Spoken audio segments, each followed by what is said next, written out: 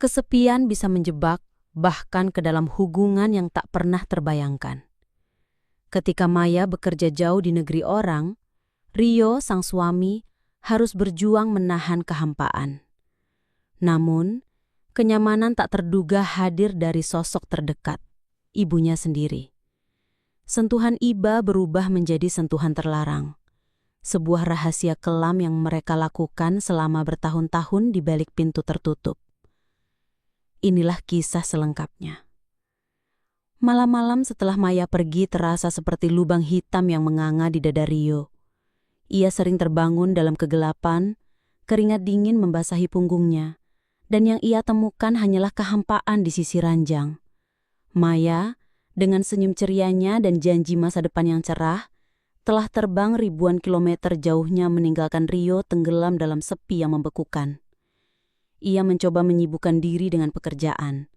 Tapi angka-angka di layar laptop seolah menari mengejek, tak mampu mengisi kekosongan yang ada. Makan pun terasa hambar, sekadar kewajiban.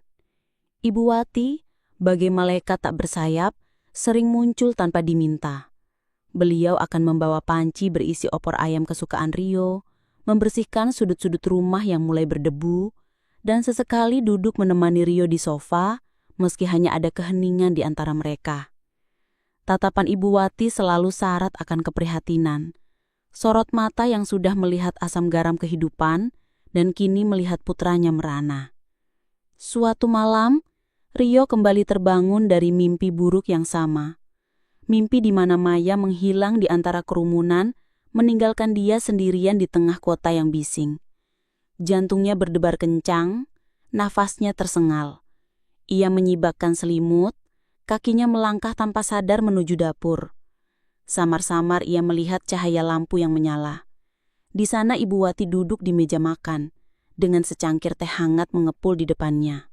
Beliau menoleh saat mendengar langkah Rio, senyum tipis terukir di bibirnya. "Tidak bisa tidur, Nak." Suara Ibu Wati lembut, memecah kesunyian. Rio tidak menjawab. Ia hanya berjalan mendekat, lalu tanpa sadar menjatuhkan dirinya ke pelukan Ibu Wati. Pelukan itu erat, begitu erat, seolah ia mencoba menyatukan kembali kepingan hatinya yang berserakan.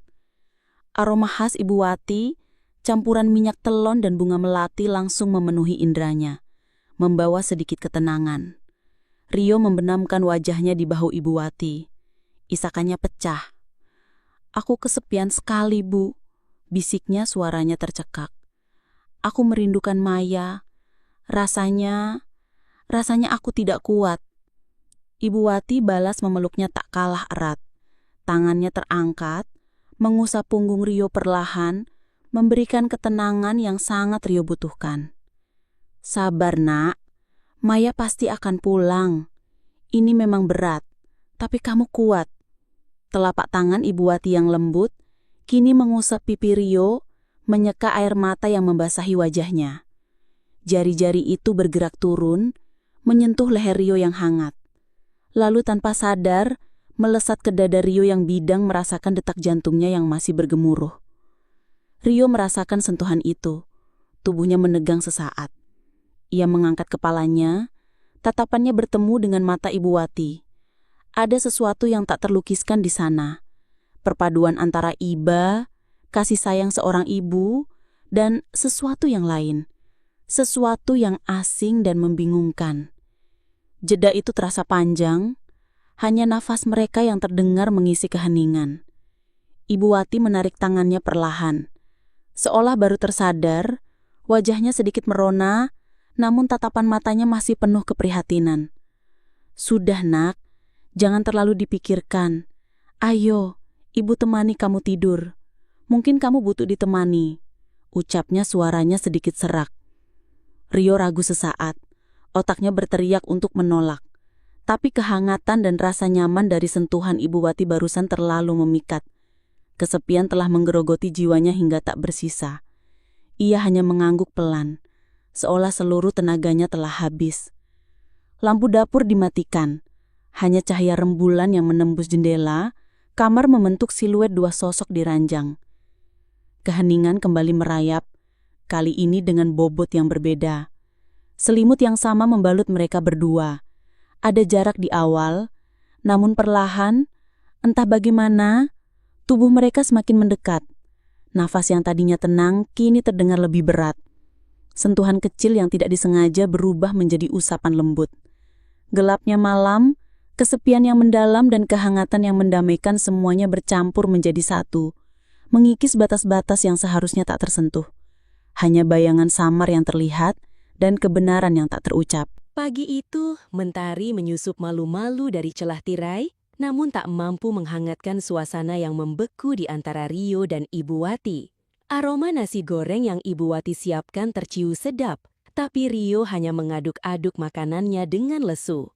Ia menghindari tatapan Ibu Wati. Setiap sentuhan piring atau gelas yang Ibu Wati berikan terasa canggung, seolah ada medan magnet tak terlihat yang mendorong mereka menjauh. Ibu Wati pun tak banyak bicara, hanya sesekali berdeham atau menawarkan kopi. Keduanya sama-sama tahu apa yang terjadi semalam, dan kebisuanlah satu-satunya cara mereka mencoba menguburnya dalam-dalam. Beberapa minggu berlalu dengan upaya Rio menghindari Ibu Wati. Ia pulang lebih malam dari kantor, berpura-pura sibuk dengan pekerjaan, atau mencari alasan untuk tidak menginap di rumah. Namun kesepian adalah monster yang tak mudah dikalahkan. Malam-malam yang panjang kembali menghantuinya. Ranjang terasa semakin dingin, dan bayangan Maya terasa semakin jauh. Setiap kali ponselnya berdering dengan panggilan dari Maya, tawa ceria istrinya itu justru menusuk, mengingatkan Rio pada kekosongan yang ia rasakan. Suatu malam, hujan turun deras, membasahi jendela kamar Rio. Guntur menggelegar, dan listrik sempat padam beberapa kali. Rio duduk di kegelapan, merenung. Tiba-tiba, pintu kamarnya terbuka perlahan. Siluet Ibu Wati berdiri di sana, membawa senter kecil. "Rio, kamu baik-baik saja. Ibu khawatir," suaranya lirih. Rio hanya mengangguk, namun tubuhnya bergetar kedinginan, atau mungkin karena emosi. Ibu Wati mendekat, lalu duduk di tepi ranjang. Ia mengulurkan tangan, meraih tangan Rio yang dingin. Jemari mereka bertaut, dan seperti malam itu, sentuhan itu kembali memicu sesuatu. Rio tak lagi menolak, bahkan ia membalas genggaman Ibu Wati. Guntur kembali menggelegar di luar, seolah mengamini badai yang tengah berkecamuk di dalam hati mereka. Sentuhan-sentuhan kecil itu perlahan berubah menjadi usapan, lalu pelukan, hingga akhirnya mereka kembali terjerumus ke dalam lingkaran yang sama. Kali ini tak ada lagi isakan pilu dari Rio, hanya desahan pasrah, seolah ia menemukan pelarian, meski itu adalah pelarian terlarang. Ibu Wati pun tampak sama pasrahnya, seolah ia pun terperangkap dalam jaring yang mereka ciptakan sendiri. Sejak saat itu, hubungan terlarang itu menjadi rahasia yang terjalin erat di antara mereka. Tidak setiap hari, tapi cukup sering, hingga membentuk sebuah pola, sebuah ritual rahasia. Pesan singkat yang tiba-tiba masuk ke ponsel Rio dengan kalimat singkat seperti "Ibu bawakan makan siang" bisa jadi kode untuk pertemuan di waktu yang tidak biasa. Atau bisikan, "Nanti malam ibu menginap ya," berarti lebih dari sekedar menginap biasa. Mereka belajar menyembunyikan jejak dengan sempurna. Spray yang diganti setiap pagi, wewangian yang disemprotkan untuk menutupi aroma, dan tatapan penuh arti yang hanya mereka berdua pahami. Ketegangan tak pernah surut, setiap bunyi bel pintu yang mendadak, setiap panggilan telepon dari tetangga yang iseng, selalu membuat jantung mereka berpacu. Pernah suatu kali saat Ibu Wati baru saja keluar dari kamar Rio, tetangga sebelah tiba-tiba muncul di depan pintu dengan sepiring kue. Baik Rio maupun Ibu Wati mematung sesaat, senyum kaku terkembang di wajah mereka. Mereka berbicara dengan nada setenang mungkin, tetapi mata mereka terus bertukar pandang penuh kekhawatiran. Rio dengan cepat mengalihkan perhatian tetangga, sementara Ibu Wati buru-buru merapikan rambutnya yang sedikit berantakan.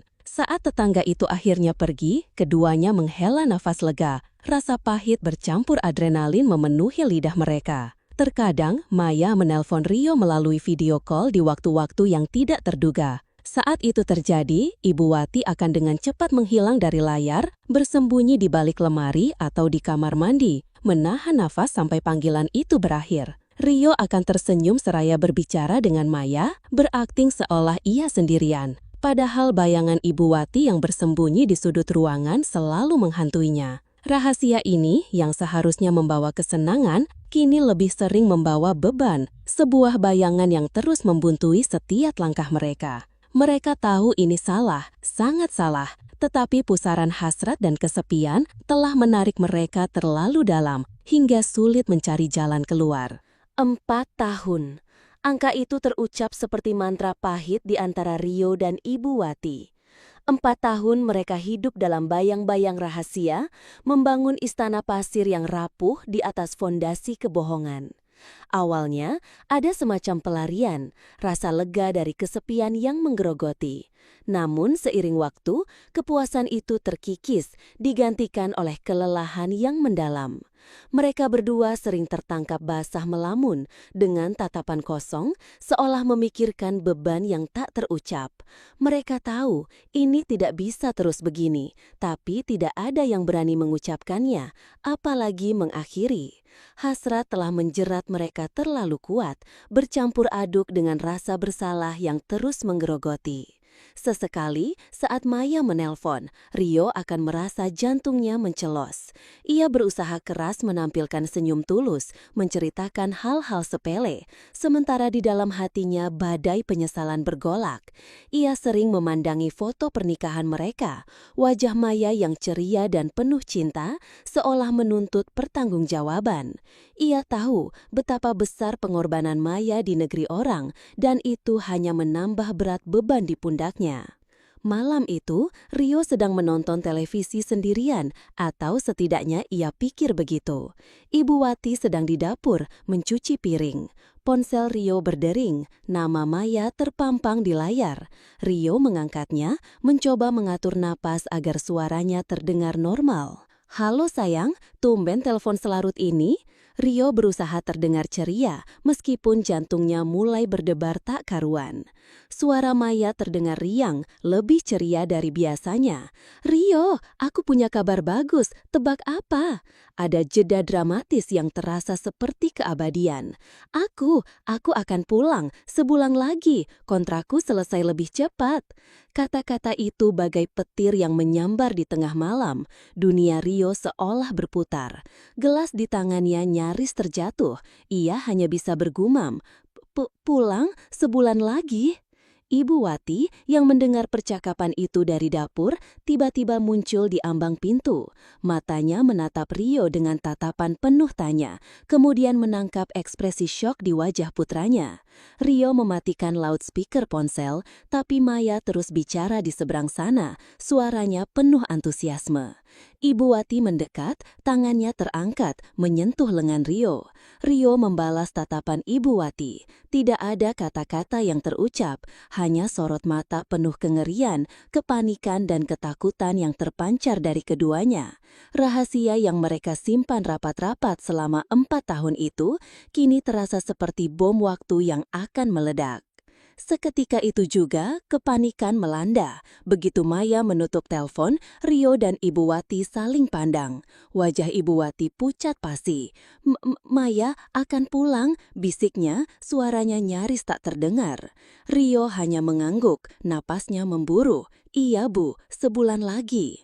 Tidak ada lagi waktu untuk meratap atau merasa bersalah. Yang ada hanyalah kebutuhan mendesak untuk membersihkan jejak.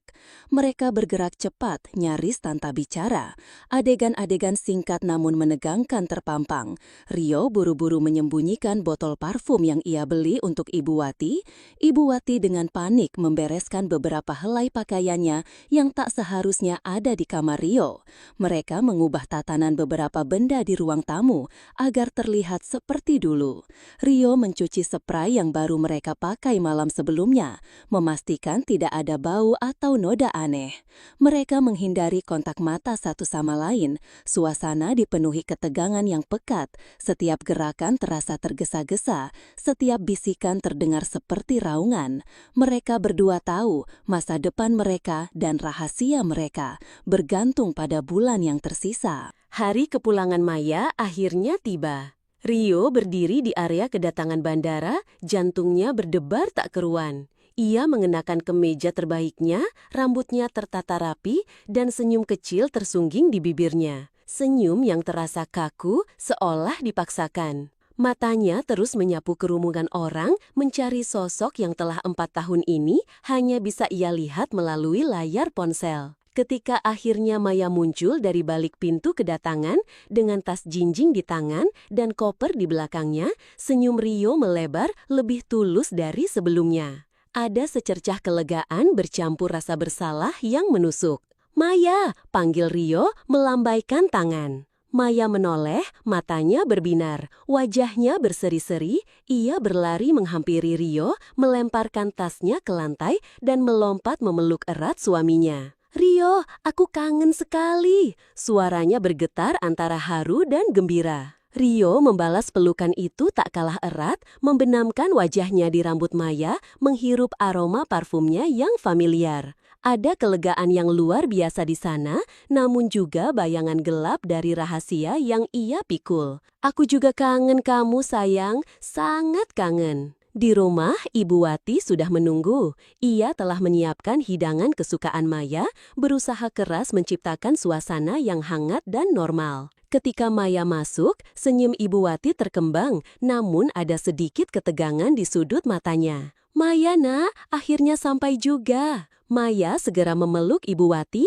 ciuman hangat mendarat di pipi mertuanya. "Ibu, aku rindu masakan ibu." Ibu Wati membalas pelukan itu, namun Rio melihat ada sedikit kekakuan di pundak ibunya. Jeda dramatis terjadi saat Maya melepaskan pelukan, menatap Rio dan Ibu Wati bergantian. Ada sesuatu yang tak terucap di udara, sebuah getaran samar yang hanya bisa dirasakan oleh 3 orang di ruangan itu. Rio dan Ibu Wati saling melirik sekilas, tatapan penuh kekhawatiran yang cepat-cepat mereka tutupi dengan senyum. Malam harinya, meja makan dipenuhi tawa dan cerita. Maya dengan antusias menceritakan pengalamannya di luar negeri, petualangan dan tantangan yang ia hadapi. Rio sesekali menambahkan komentar, berusaha terlihat tertarik dan antusias. Ibu Wati mendengarkan dengan seksama, sesekali tersenyum atau bertanya, namun matanya tak lepas dari Rio. "Oh ya Bu, Rio pernah ceritakan kalau dia sempat sakit parah bulan lalu."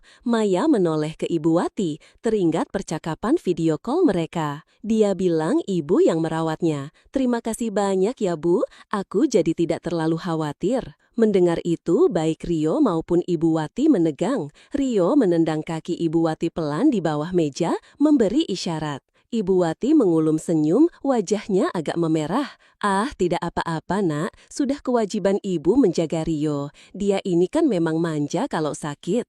Ibu Wati tertawa kecil, mencoba mencairkan suasana, dan Rio ikut tertawa, lega karena Maya tidak mencurigai apa-apa. Mereka berdua berhasil menutupi kegugupan itu dengan sempurna, seolah sudah terbiasa dengan permainan petak umpat emosional ini. Malam itu, di kamar mereka, Maya merebahkan diri di samping Rio, tangannya menggenggam tangan suaminya. "Aku senang sekali bisa pulang, Rio. Akhirnya kita bisa bersama lagi." Rio memandangi Maya yang tersenyum damai. Ia mengusap lembut rambut istrinya, rasa bersalah kembali menyergap. Maya memejamkan mata, perlahan terlelap dalam pelukan Rio. Rio menatap langit-langit kamar, lalu menoleh ke pintu kamar yang tertutup rapat.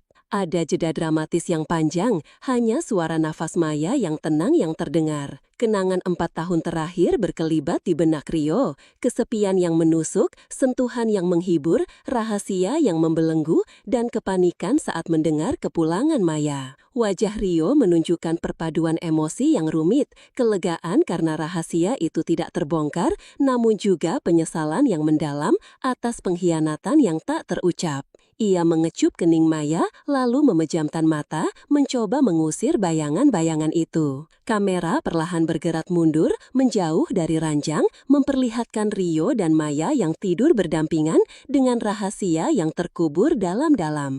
Tak terlihat oleh siapapun, hanya Rio yang tahu beban itu. Pagi harinya, cahaya matahari yang hangat membanjiri ruang makan, seolah menyucikan setiap sudut ruangan.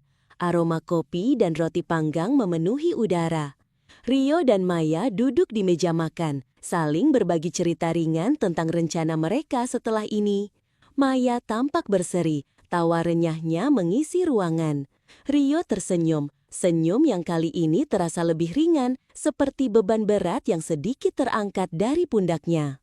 Tak lama kemudian, Ibu Wati bergabung. Beliau mengenakan daster rumahan, rambutnya disanggul rapi. Wajahnya terlihat tenang dan senyumnya tulus. "Pagi, Nak," sapanya lembut lalu menuangkan teh untuk dirinya. Mereka bertiga tampak seperti keluarga bahagia yang baru saja bersatu kembali setelah sekian lama, tanpa ada bayangan sedikit pun dari drama yang pernah terjadi di antara mereka. Saat Maya beranjak ke kamar mandi untuk bersiap-siap, Ibu Wati menatap Rio. Tatapan itu singkat, hanya sepersekian detik, namun syarat makna. Ada sedikit kesedihan di sana, sedikit pengertian, dan sedikit kelegaan yang tersimpan rapi. Itu adalah tatapan terakhir dari rahasia yang telah mereka bagi. Rio membalas tatapan itu, sebuah pengakuan tanpa kata, sebuah perpisahan dari sebuah bab yang seharusnya tak pernah ada. Namun, sedetik kemudian ia kembali tersenyum hangat saat Maya keluar dari kamar mandi memecah keheningan dengan celotehan paginya. Kehidupan Rio dan Maya kembali normal. Maya mulai sibuk dengan pekerjaannya, Rio pun kembali fokus pada rutinitasnya. Rumah mereka kembali dipenuhi tawa, rencana, dan impian masa depan. Mereka tampak bahagia, membangun kembali pondasi rumah tangga yang sempat goyah. Rahasia itu yang telah menjadi bagian dari hidup Rio dan Ibu Wati selama 4 tahun, kini terkubur dalam-dalam. Tidak ada yang tahu, dan tidak akan pernah ada yang tahu. Rio mungkin akan selamanya membawa beban itu di dalam hatinya, sebuah pengingat akan kerapuhan manusia di tengah badai kesepian. Namun, ia memilih untuk melangkah maju, memeluk masa kini dan masa depan bersama Maya.